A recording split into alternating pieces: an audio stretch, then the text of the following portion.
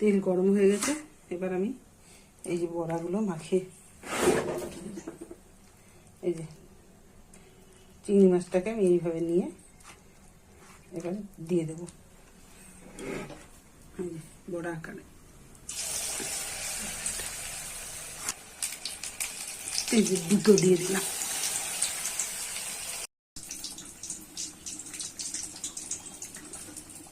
এই যে বড়া দুটো ভাজা হয়ে গেছে, এই নামিয়ে নিলাম।